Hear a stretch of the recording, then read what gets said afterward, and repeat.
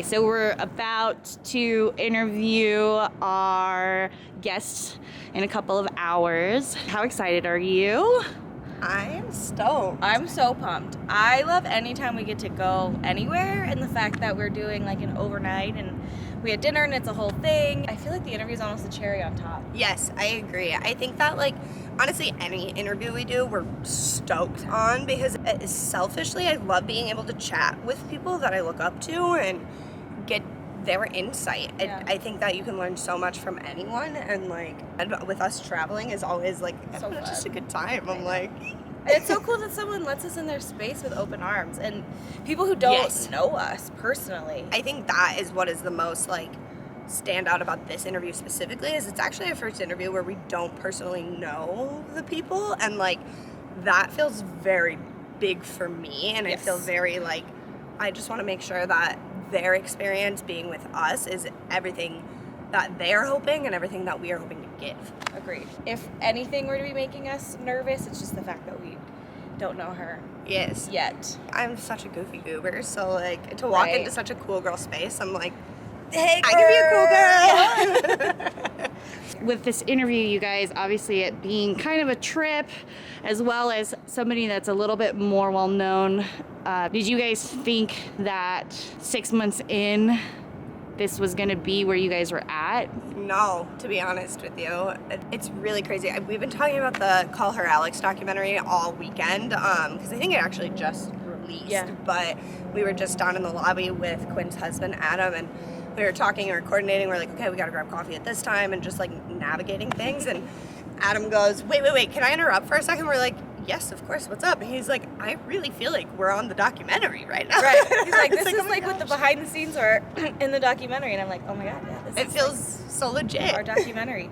I think that when Josie and I started this, we didn't necessarily have a specific goal in mind. We were just open to see if we work hard and we continue to be ourselves and embrace our guests and make them feel wonderful and share their stories, the right things will unfold. And I feel like this feels like one of the bigger things to unfold so far. And I don't know if we expected it so soon, because it feels like we started the podcast like yesterday. We're in our blanket fort. We're in our blanket for it. And we actually secured this interview probably like 6 weeks ago, and this is just the time that it worked out. So it happened even much sooner. And when I got the DM from this person, I like called Josie and I'm like, you're gonna fucking die. You're not gonna believe this. Guess who we got? She's excited. We're going to her salon. I was driving back from Reno because I was in Reno educating, and Quinn calls me, and I am literally like, I think everyone on the mountain heard me screaming at the top of my lungs, like, Yeah, I was in the break room at work and I had to walk outside. And I'm like, I got the DM, bitch. She wants to do it. She'll do it. She'll be on her podcast. And you're like, oh my God. Because Josie had just dropped off this like face that's like crocheted boobs, like these giant crocheted boobs.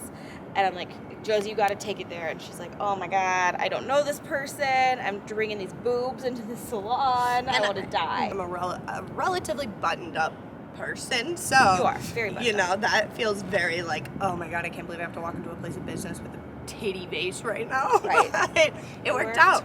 It worked. worked out. God bless the titty vase. Truly. Why we're here. With shooting your shot and obviously the benefits of it, what would you tell somebody listening to the podcast?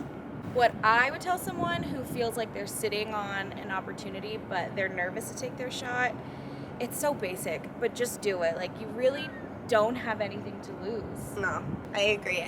Something that, honestly, kind of a mantra that has pushed me through my whole career has been like, ask the question, because even if the answer is no, you're in the exact same spot that you already were. So like, it can't hurt to just do it. What is the worst thing that's going to happen? And honestly, that really has been exactly how this has came to be. Is we wake up every single day and we're like, all right, we have a podcast. What shot are we going to shoot today? Today's the day. Yeah, when I worked in sales, one of my managers would always say, no asky, no getty. And that's like, it's very similar to your mantra. I'm like, if you don't ask the question, you're not going to get an answer. So at least just ask the question. And to settle my own anxiety, to your point, I'm like, well, what's the worst thing that could happen? And then I sort of come to terms with that in my head. So if that happens, I'm like, no worse off than before. Absolutely. And I think sometimes, like, sometimes we'll like spin it in that negative of like what is the worst thing that can happen, but I've heard so many people try and like reword that of being like, but what's the best thing that can happen? Like, what if you take that shot and everything works out? And I think that sometimes is the mindset shift, depending on who you are and how your brain chemistry naturally works, is what you need to. Right. But maybe find your own mantra. We went into this being like, we're just going to do it for the plot. absolutely. Because a lot of these moves we're making are bold and feel pretty outside of our comfort zone. I think if you see us, you assume that we're both pretty bold, and I think we can be. But what you don't see is the like freak out and the like screaming on the side of the calls mountain behind the scenes. Yeah, so in my head I'm like, do it for the plot. It's almost like you're playing a character. Yeah. But like, I don't know, I don't even know if I love the idea of playing a character. I feel like it's almost just like a heightened version of yourself, you know? Like it is really playing... You step into the best me. Yeah, your most powerful self.